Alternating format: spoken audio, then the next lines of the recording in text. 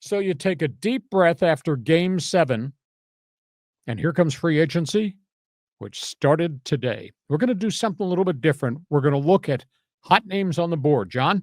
Okay. Yeah, I mean, there's some big – we've been talking about a lot of Padre names. You want to see the big board now, Lee? Let's go ahead. Let's go ahead. Look at these names.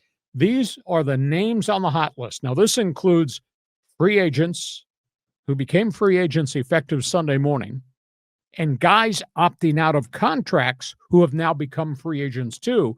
The list, there will be some add-ons to this list by the end of the week. Friday's the deadline for guys who are opting out to opt out and become free agents. But if you look at the list, the ex-Padre Dylan Cease, Michael King, ex-Padre, opts out. The relief ace Robert Suarez has opted out. Suarez deserves a big payday. He's earning $8 million a year coming off another 40-save season. Michael King opted out of a $15 million deal next season to become a free agent, but there is a track record of injury history. Cease opted out of a $13.7 million deal. He thinks there's a bigger payday. I think he's wildly erratic. Is somebody going to give him a 5-year contract? Because that reportedly is what he wants. Other names, Phillies frontline starter Ranger Suarez and Framber Valdez of the Houston Astros. So those are marquee names. There are not a lot of names, marquee star pitchers on the free agent board. Top catcher, JT Realmuto. Is he going to leave Philadelphia?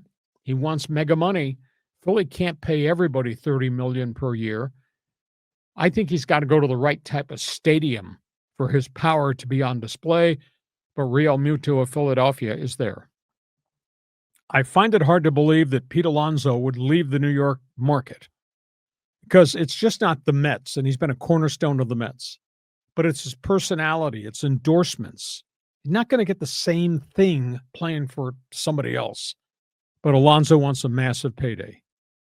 Larissa Rise, 3-time batting champion, nickel and dime hitter. I don't know that he's more than a $14 million a year player. He's got limitations. Unique one is Josh Naylor, who wound up going from Arizona to Seattle. He wants a payday. Hits for some average, hits in the 290s, hits for some power. Is he a $30 million guy? Seattle wants to sign him. That's the first guy on their list to get done. Bo Bichette, Toronto. He's obviously going to get a lot of play, but he's so beloved in Ontario. Can the Jays afford to let him to go? Would he leave Toronto? Alex Bregman has walked out on the Red Sox effective this morning. Now, this is the stunner. He was supposed to make $40 million next season. 40. And the year after that, another 40. He opted out to go on the open market. I don't know how much play Bregman's going to get. He's had an injury history. He's had stretches where he didn't play well at the end in Houston, Boston for a chunk this season. I think he had 280 with 21 home runs, and he walked away from a $40 million contract. Eugenio Suarez, the ex-Red, the ex-Diamondback, finished up in Seattle. He's on the open market. Now, he hit 50 home runs this season.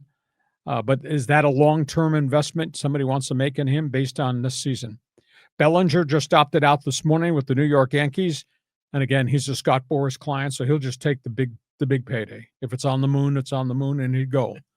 Schwarber, unique individual, massive home run guy, big strikeout guy, lousy batting average guy. He's the kind of guy that's got to be in a certain type ballpark to excel, but he's there. And Kyle Tucker, who many think might be the most complete free agent available, ex-Astro, ex-Cub. But there's an injury history there. Did not have a great season at Wrigley Field because he was hurt. So as the baseball offseason begins, more bats on the market than there are frontline pitchers on the market. So, John, what do you think of that list?